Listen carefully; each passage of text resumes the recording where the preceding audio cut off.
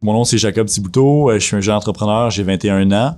Puis, je suis président et cofondateur de Keva. Mon rôle dans l'entreprise, c'est... donc, je suis président de l'entreprise. Donc, mon rôle va vraiment toucher tout ce qui est, on va dire, le côté plus direction de l'entreprise. Donc, tant au niveau, on va dire, financement. Donc, s'assurer qu'on a un financement dans l'entreprise pour subvenir aux besoins de l'entreprise à chaque mois. Il y a aussi tout ce qui est, on va dire, le côté plus production. Donc, m'assurer que, on va dire, les parties critiques de l'entreprise qui peuvent avancer. Donc, le côté production, le côté vente éventuellement.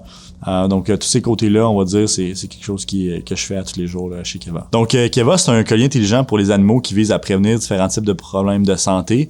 Donc, nous, on a fondé l'entreprise. J'ai cofondé l'entreprise avec Michael Crevier.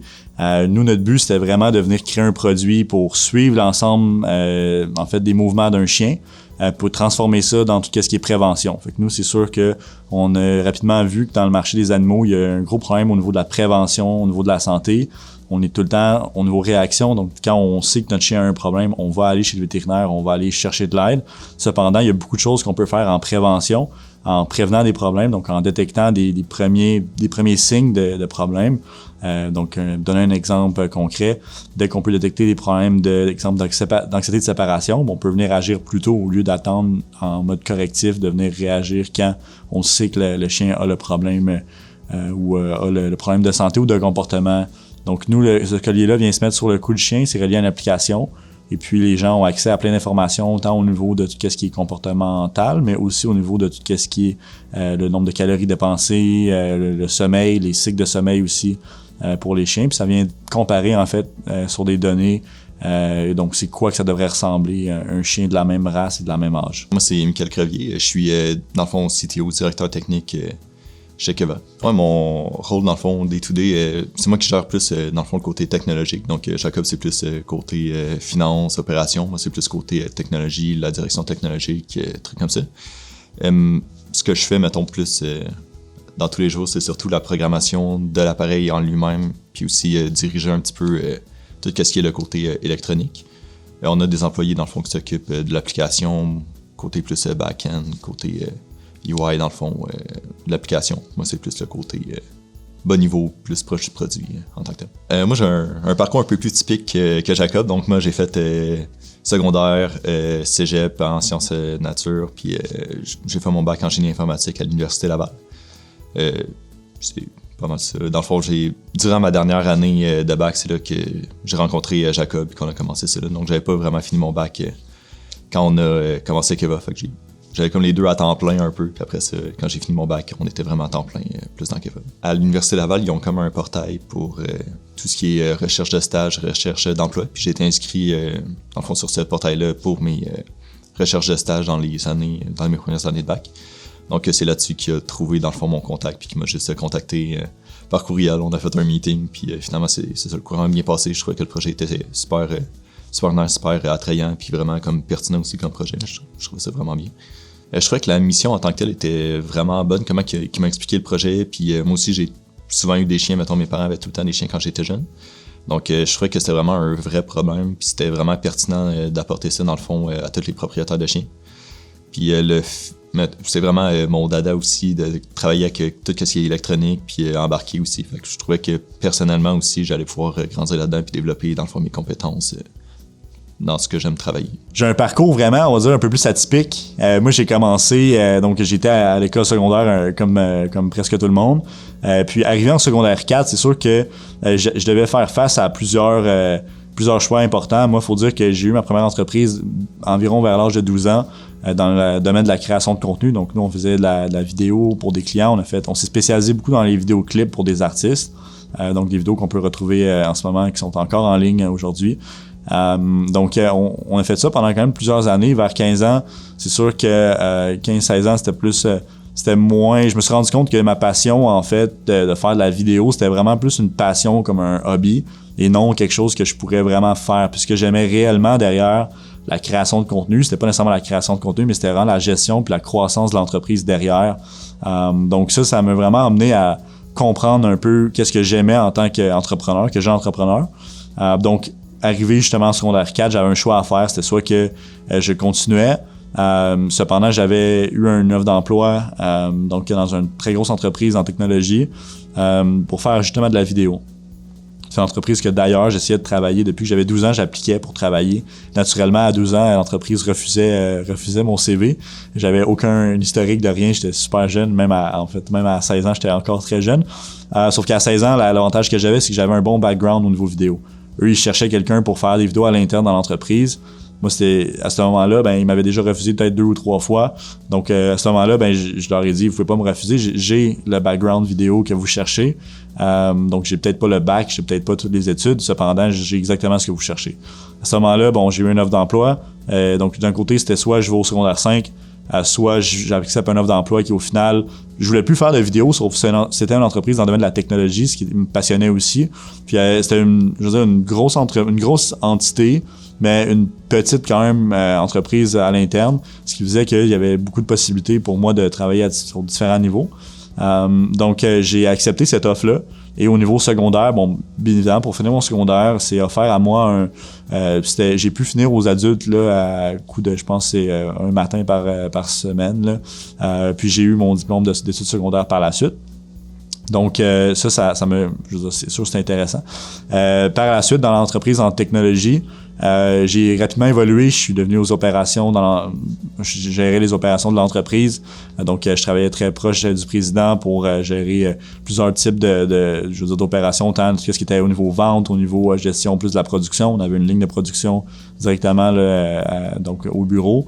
Donc, on gérait tout ce côté-là produit. Puis c'est ça qui m'a amené aussi à aimer le côté bâtir quelque chose, un vrai produit, puis parler à des clients qui ont un vrai besoin. Donc, c'est là que je me suis beaucoup plus détaché de le côté marketing vidéo. J'ai sous-traité ça à l'interne, puis finalement, je suis devenu vraiment plus dans les opérations de l'entreprise. Par la suite, j'avais un autre choix à faire. Là, c'était est-ce que je continue juste à faire ça, puis je vais pas au cégep et tout ça. Donc, je se pose tout le temps la question après secondaire, là, qu'est-ce qu'on fait ensuite au niveau scolaire? C'est sûr que je voulais apprendre un peu plus à ce niveau-là. C'est sûr que de l'autre côté, je sentais que j'apprenais beaucoup plus sur le terrain avec ce que je faisais. Donc, j'ai décidé de ne pas aller au cégep. Cependant, j'ai été capable d'intégrer l'université, même si j'avais pas encore 18 ans ou 21 ans. Donc, c'est l'université Lucar à Lévis. Donc, cette université-là acceptait sur base d'expérience. Il fallait démontrer 1-2 ans d'expérience dans le domaine qu'on appliquait. Donc, moi, j'ai appliqué en entrepreneuriat et puis être en gestion. Donc, c'est sûr qu'en administration, j'avais déjà ce background-là de 2 ans qui demandait. Donc, j'ai été accepté à l'université. J'ai fait environ 2 sessions, on va dire, à temps plein.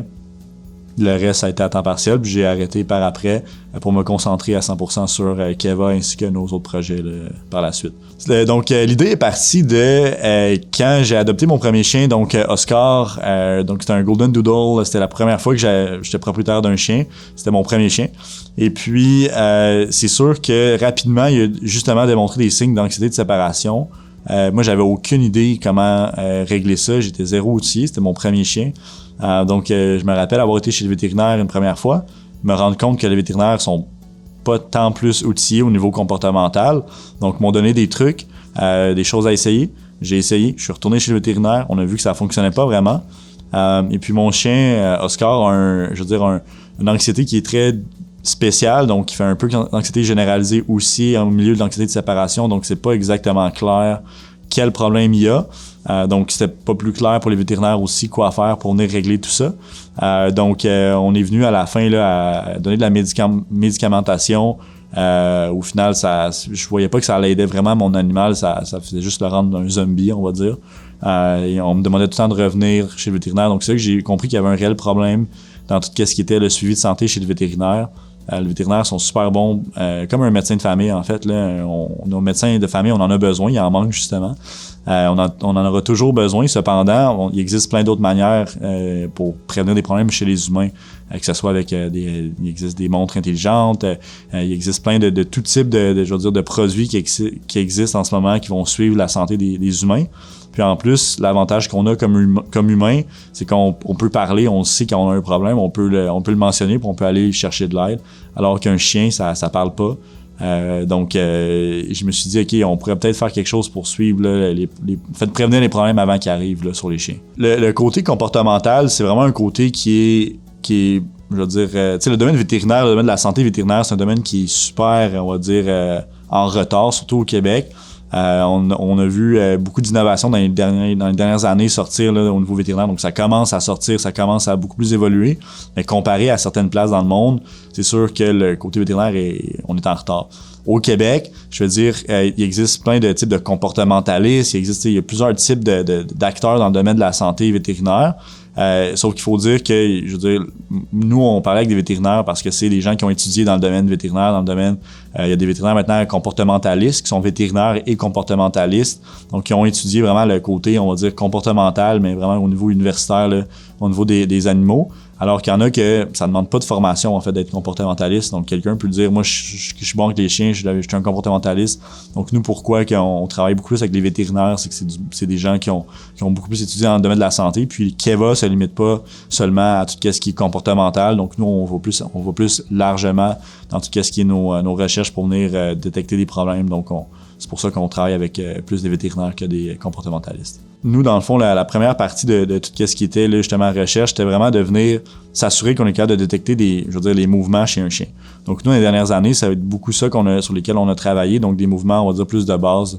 Donc, les calories qu'un chien va venir faire. En ce moment, on travaille sur tout ce qui est beaucoup plus respiration, puis tout ce qui est les cycles de sommeil. Donc, c'est quelque chose qui fonctionne. Donc, pour venir développer ça, ça nous prend des chiens, ça nous prend des données, ça nous prend du monde. Donc, on a travaillé avec plus d'une centaine de chiens, puis on a des millions de lignes de données de notre côté là, sur des données physiologiques de chiens, des mouvements qu'ils ont fait et des activités qu'ils ont là. Un chien qui a de l'anxiété va avoir différentes manières, on va dire, c'est un peu comme, on va dire, un peu comme l'humain, comme tu disais, l'humain a des choses plus spécifiques qui vont démontrer, on peut reconnaître qu'on fait de l'anxiété pour telle et telle raison. Pour un chien, c'est un peu similaire. Donc, un chien, exemple, qui va faire de l'anxiété de séparation, on va dire, nous, qu'est-ce qu'on peut regarder, exemple, pour l'anxiété de séparation, on peut regarder, le chien, exemple, du lundi au vendredi, d'un horaire précis, exemple, de, 8 heures le matin à 5 heures le soir, le chien va faire du pacing, donc va marcher, va tourner en rond, il sera pas vraiment en mode repos. Et de l'autre côté, on peut voir aussi que le chien, son rythme de respiration, il est élevé, donc qui va allaiter. Donc, quand un chien vient vous faites respirer, on va dire, très fortement, là, on peut voir qu'il y a des signes d'anxiété. Puis c'est sûr que physiquement, donc si on ne détecte pas, nous, de notre côté, un chien qui va faire l'anxiété de séparation, les oreilles vont être plus reculées vers l'arrière, on va voir les pupilles aussi sont différentes. Donc physiquement, on peut reconnaître un chien là, qui va plus... qui va faire de l'anxiété, en fait. Nous, chez Keva, on travaille à détecter plusieurs types de problèmes de santé. En ce moment, on travaille beaucoup sur tout ce que, comme je disais, respiration et on va dire les cycles de sommeil. Donc, les cycles de sommeil, en fait, d'un chien, c'est un peu comme le sommeil chez un humain. C'est un des premiers signes pour plusieurs problèmes de santé après qui peuvent arriver. Mais on a plusieurs autres types de maladies ou de problèmes de comportement sur lesquels on travaille en ce moment à développer. Cependant, on peut pas tout livrer en même temps. Donc, on essaie de choisir un peu sur qu'est-ce qu'on travaille en ce moment. Il y a d'autres choses qu'on peut travailler aussi. D'autres choses qui peuvent être détectables, on va dire. Là, ça va être, exemple, les problèmes, les infections à l'oreille. Donc, chez les chiens, donc avant que l'infection prenne place, le chien va démontrer différents signes. Donc, il va se gratter plus souvent. Sa tête, elle va shaker un peu. Ça, c'est le genre de choses qu'on détecte pas, on va dire, d'une manière efficace avec le produit. Cependant, dans l'application, on a un formulaire que les gens peuvent venir remplir. Donc, si jamais ils pensent que leur chien peut avoir peut-être une infection à l'oreille ou si on détecte un signe, un premier symptôme, on va venir envoyer ce formulaire-là aux gens. Puis les gens ont quelques questions à répondre basées sur ce qu'eux ils voient sur leur chien. Il y a des photos à prendre de l'oreille. Puis nous, ça va venir nous dire qu'est-ce qui pourrait être fait en fait là, pour éviter une possible infection. Cependant, c'est sûr que si le propriétaire de l'animal se rend compte que le chien a sans doute une infection, il faut aller chez le vétérinaire. Là. Le but n'est pas d'éviter le vétérinaire en fait, et surtout de prévenir les problèmes. Le vétérinaire, il est inévitable. C'est un peu comme un humain qui se casse une cheville. On peut regarder qu'est-ce qu'on peut faire pour éviter de se casser la cheville. Mais le jour que la cheville est cassée, on n'a pas le choix d'aller chez un professionnel de la santé. Donc, côté plus technique, comment ça fonctionne? C'est sûr, les premiers produits qu'on a fait, c'était vraiment plus simple. Donc, c'était les capteurs qui étaient directement dans l'appareil. On avait comme des petits modèles de reconnaissance. Dans le fond, on pouvait détecter s'il marchait, quand il s'assoyait ou quand il courait, des trucs comme ça. Vraiment des activités plus simples. Maintenant, ce qu'on fait, on a évolué le modèle, donc le modèle est rendu plus côté serveur, on envoie les données puis on a des détections vraiment plus avancées. Donc, il a été comme graduellement comme ça que des détections puis des modèles de plus en plus avancés. Mais comment ça marche overall, c'est vraiment comme un modèle d'intelligence artificielle qu'on est venu développer. On a plusieurs comme modèles dépendant des types de mouvements ou des types d'activités qu'on veut venir détecter. Puis c'est ça, c'est vraiment un jeu de données. Dans le fond, que plus qu'on a de données, plus qu'on a de modèles, dans le fond, qu'on peut venir entraîner. Puis avec ça, c'est ça qui développe, dans le fond, toutes les détections, que ce soit d'activités ou des patterns. Mettons plusieurs activités ensemble qui font un pattern, par exemple, infection d'oreille. Ça peut être dysplasie des hanches, allergie. Fait que c'est vraiment des patterns qu'on vient détecter. Avec les habitudes du chien, avec aussi la moyenne des chiens, mettons, comparable en âge, en race, trucs comme ça. Donc, c'est ça. C'est vraiment un jeu d'intelligence artificielle qui vient détecter des patterns dans les données qu'on amasse. On a surtout des capteurs de mouvement. Il y a aussi d'autres capteurs comme température, capteurs de son aussi pour les aboiements, pour l'anxiété par exemple. Donc c'est plein de trucs qu'on vient chercher, mais le plus gros dans le fond des détections, c'est vraiment les mouvements du chien qu'on vient détecter. Ben, c'est un peu comme donc mon intérêt pour l'entrepreneuriat, je dirais, c'est un peu comme mon parcours scolaire là, c'est un peu bizarre. Techniquement, j'ai pensé pendant plusieurs mois de où que ça vient cette passion-là pour l'entrepreneuriat. Dans ma famille, il y a aucun entrepreneur. Je viens pas d'une famille d'entrepreneurs, il y a personne qui fait ça. Donc ça a été quand même assez j'ai dû penser à cette question-là pour une conférence que je donnais justement à l'université à Québec, qui m'ont posé d'ailleurs cette question-là, est-ce qu'on est entrepreneur ou on devient entrepreneur? C'est une très bonne question, puis j'ai pas la réponse. Je pense qu'il faut tout le temps se pencher sur comment que ça peut être né, c'est quoi les signes qui ont fait que je me suis développé dans ce domaine-là. Je pense que très jeune, donc c'est sûr que moi j'ai été élevé par une mère monoparentale, donc c'est sûr que mon père était pas présent, ce qui a fait que mais on roulait pas sur de l'or, mais on n'était pas non plus on n'a pas été dans la misère là, donc je peux pas dire qu'on était dans la misère, mais on roulait pas sur de l'or, donc ça m'a forcé un peu de mon côté à venir chercher un peu d'argent pour venir avoir un extra, on va dire là. Donc on a tout le temps été capable de vivre très bien, mais des fois exemple d'aller acheter des bonbons exemple, c'est quelque chose c'est un plus qui est pas nécessaire, mais qui quand t'as peut-être 7-8 ans, c'est le fun là, tu sais. Donc à 7-8 ans, je travaillais proche de la maison, il y avait c'était pas une ferme, c'était un grand terrain qu'il y avait, puis qu'il y avait un jardin communautaire, on va dire. Puis le propriétaire, c'était privé, là, donc j'ai été voir le propriétaire, puis j'avais dit, écoute, peu importe comment que je peux gagner de l'argent sur le terrain, moi je suis prêt à aider. Là. Donc à ce moment-là, ça a été la première personne qui m'a fait confiance. J'étais super jeune, puis c'était un jardin communautaire, là, donc on s'entend que c'était pas une entreprise là, qui dépendait des revenus. Puis je me rappelle, il m'avait déjà comme dit, écoute, nous, ce qu'on aimerait, ce que les gens voudraient pour le jardin communautaire, ça serait d'avoir un parking à vélo. Fait que dis-moi qu'est-ce qu'il faut acheter. Et puis on va acheter tout pour faire un stationnement pour les vélos. Puis ça a été un premier projet que j'ai pris. Je veux dire, j'avais peut-être 8-9 ans là, dans ce temps-là. Puis j'ai calculé, voir le nombre de sables qu'on pourrait peut-être avoir besoin, puis comment qu'on pourrait aménager ça. Puis c'est de même que, je veux dire, tranquillement, pas vite, là, je veux dire, j'ai appris, on va dire, le côté peut-être plus entrepreneur, indépendant, et puis je pense que ça, naturellement, ça a juste continué par la suite. Là. J'ai aussi aidé mon voisin. Mon voisin faisait beaucoup de tout ce qui était la brocante, donc il achetait des items, les revendait. Moi, à 10 ans, c'est sûr que la fin de semaine, je veux dire, j'avais des amis, sauf que pour moi, c'était le fun d'aller faire peut-être un petit 20$, un petit 30$ avec mon voisin, aller à la brocante, aller au marché aux puces, vendre des produits. Donc, c'est sûr que j'ai fait ça aussi pendant quelques temps. Là. Je pense que c'est peut-être de là que c'est parti ma fibre entrepreneuriale, parce qu'après, ça a juste continué naturellement. C'est pas venu de quelqu'un qui m'a montré. Je pense que je me suis bâti ma propre idée. Je pense que j'aime beaucoup ce côté-là aussi. Le côté, on va dire, plus créativité, de bâtir quelque chose, de pouvoir être justement créatif. En fait, il n'y a pas de limite. Je pense que c'est ce côté-là qui m'attire vraiment dans le domaine entrepreneurial. Ça m'a intéressé depuis que je suis jeune aussi à plus petite échelle peut-être. Je faisais comme tout le temps des petits projets, soit avec des amis ou juste tout seul par moi-même.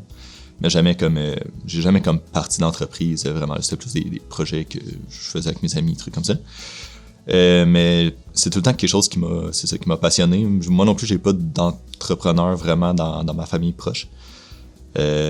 Donc c'est juste moi qui s'est mis à m'intéresser là-dessus à tout le temps. Je suis vraiment quelqu'un de curieux qui aime apprendre aussi. Donc comme Jacob disait, en entrepreneuriat, t'apprends tout le temps. C'est tout le temps fun comme d'explorer des nouveaux des nouvelles connaissances ou d'approfondir certains champs ou juste découvrir des nouveaux trucs que c'est pas vraiment, mettons, lié à ce que tu fais normalement, peu importe. Donc, c'est ça, j'ai tout le temps eu l'idée de peut-être partir une business ou quelque chose dans le futur. Mais je pensais faire ça plus tard dans ma carrière quand j'ai l'expérience et tout. Mais là, j'avais comme l'opportunité d'un bon projet. J'avais pas vraiment d'obligation autre, j'avais pas de job. Tu sais, je cherchais un stage, mais finalement, je pouvais faire mon stage. Puis en même temps, ça me bloquait pas non plus. Donc, je me suis juste dit, je vais me lancer. Au pire, si ça marche pas, ben, je vais avoir eu l'expérience d'un début d'entreprise. Puis si ça marche, ben, tant mieux, je continuerai là-dedans. Côté technologique, ce qui m'attirait, c'est vraiment depuis que je suis tout jeune. Là. Donc, je me rappelle, quand j'étais vraiment jeune avec mon frère, des fois, notre père nous achetait un Happy Meal au McDo, puis ça venait avec des petits jouets, puis je m'amusais à démonter les jouets juste pour regarder comment ça fonctionnait dedans. Puis au fur et à mesure, souvent, quand j'avais des autos téléguidés, des trucs comme ça qui arrêtaient de fonctionner, je m'amusais à les démonter aussi, puis même à les réparer, trucs comme ça. Fait que c'est vraiment de quoi qui m'a tout le temps attiré. J'ai appris à programmer par moi-même juste parce que ça me tentait quand j'avais comme 12 ans, début secondaire. Donc c'est de quoi qui m'intéresse depuis super longtemps, que j'ai tout le temps comme aimé apprendre, en fond juste comprendre comment ça fonctionne. Ça m'a tout le temps intrigué aussi comment un ordinateur fonctionne. Au final, c'est juste comme juste de l'électricité qui pense, puis on est capable d'y donner des instructions, puis ça fait des trucs. Ça m'a toujours intrigué depuis super longtemps. Donc, j'ai juste évolué là-dedans, puis c'est ça, naturellement, j'ai été génie informatique, puis c'est un domaine qui me plaît vraiment. Quand j'ai fait ma première entreprise, justement, je savais que c'était le côté créatif que j'adorais. Donc, c'est là que j'ai fondé mon entreprise de création de contenu. On faisait de la vidéo, donc c'était vraiment intéressant parce qu'à tous les jours, je pouvais venir créer des concepts publicitaires, des concepts de vidéo.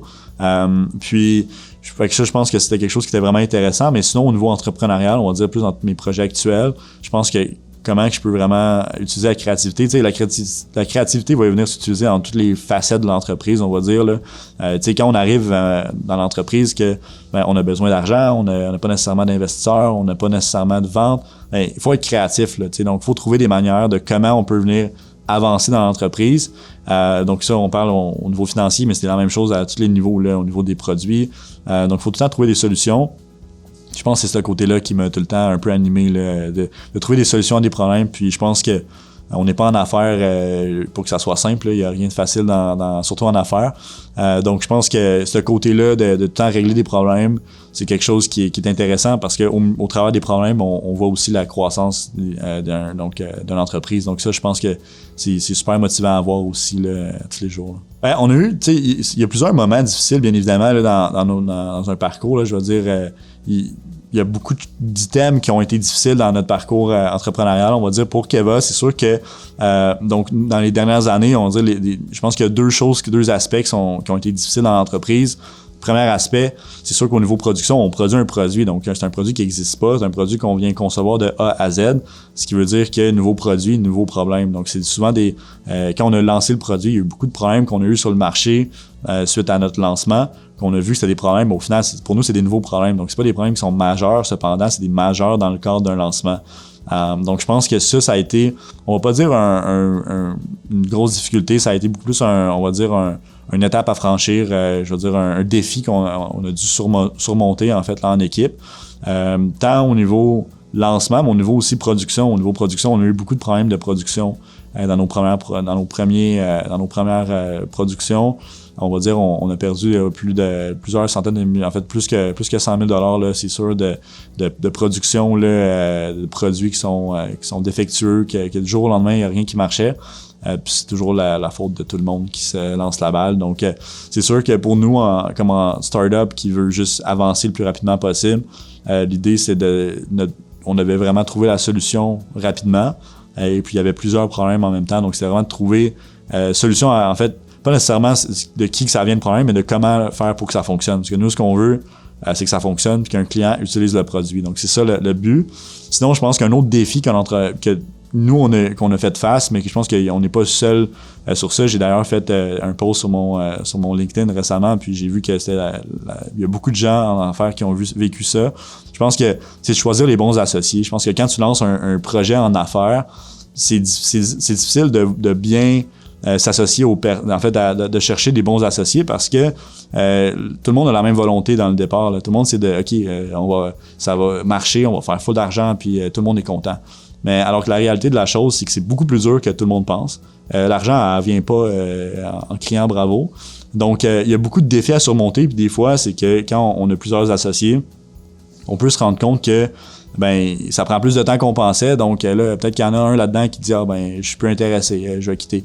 Puis souvent, ce que nous, on a vécu dans notre situation, c'est que certains de ces associés-là, de personnes-là qui ont quitté quand même très tôt dans le projet, sont revenus plus tard quand l'entreprise a pris de la valeur, quand l'entreprise a levé des fonds avec des fonds d'investissement, ils sont revenus à la charge pour dire « Hey, je veux une partie de tout ça. » Donc, je pense que ça, c'est sûr que le côté jalousie, je pense que c'est un côté qu'on a vécu. Ça a été un défi qu'on a vécu de notre côté, mais je pense que tout ça, ça vient vraiment du côté de bien choisir ses associés. Puis, comme je dis, je pense pas que c'est un problème isolé à nous. J'ai vu beaucoup d'autres entrepreneurs qui m'ont écrit suite à mon post pour me dire que justement, eux autres aussi, c'est le genre de choses qui est arrivé de leur côté. Puis c'est normal, au final, il va toujours avoir des personnes comme ça. Puis nous, en tant qu'entrepreneurs, il faut juste focuser sur qu'est-ce que nous on fait, puis qu'est-ce qu'on sait qu'on fait de bien. Puis après ça, les autres, au final, on leur souhaite le meilleur pour la suite. Quand on a fondé l'entreprise, c'est sûr qu'il faut financer une partie de notre poche. Ensuite, ça veut dire il y a plusieurs moyens de faire financer l'entreprise. Le meilleur moyen, on va dire, là, pour tous les entrepreneurs, là, c'est les ventes. Il faut faire des ventes. Je pense que ça, c'est le meilleur moyen que n'importe qui devrait, on va dire, mettre de l'avant. Donc, nous, on est venu faire un peu de tout. Donc, on est venu prendre des ventes, on a mis de l'argent de notre côté, on a fait des prêts aussi.